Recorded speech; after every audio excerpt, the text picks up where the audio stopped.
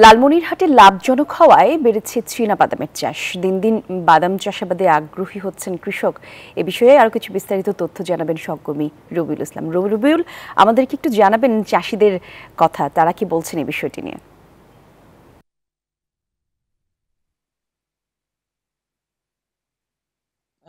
ধন্যবাদ কলি। আমি এখন রয়েছি একটি চীনা বাদাম খেতে। আপনারা জানেন যে লালমনিরহাটের বিশেষ করে ৫টি উপজেলায় উঁচু জমিতে কিন্তু এই বাদাম চাষাবাদ হয়।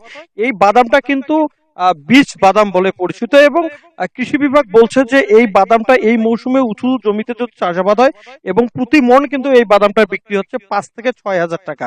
এবং আমরা যে বাদাম খাঁটিতেই রয়েছি এটি হাতীবান্ধা উপজেলার ১২ দুনিয়া এলাকায় কিন্তু এই উঁচু জমিতেও রয়েছে।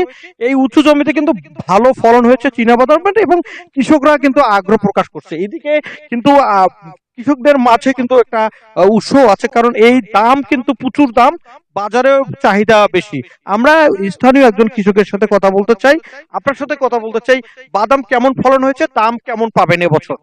৫ থেকে ৬ হাজার টাকা মন আসবে, বিঘে আসবে মনে করেন ৫ থেকে ৬ মন। ৫ ৬ হাজার টাকা আসলেও লাভবান কিছুটা হবো আর বুঝছেন। ধন্যবাদ আপনাকে। আমরা শুনছিলাম একজন কৃষক কিন্তু বলছিল যে তারা কিন্তু ৫ থেকে ৬ হাজার টাকা প্রতি মনে তারা কিন্তু পাবে এবং এই ১ বিঘা জমিতে কিন্তু ৩ থেকে ৪ মন কিন্তু বাদাম আবাদ হচ্ছে এবং বাদামের প্রচুর চাহিদা রয়েছে। কিন্তু লালমনিরহাট জেলা কৃষি সম্প্রসারণ অধিদপ্তর সূত্র জানিয়েছে যে এবছর কিন্তু ২৬০ হেক্টর জমিতে কিন্তু চীনা বাদাম চাষাবাদ হয়েছে। এই ছিল আমার কাছে সর্বশেষ। ধন্যবাদ আপনাকে রবিউল।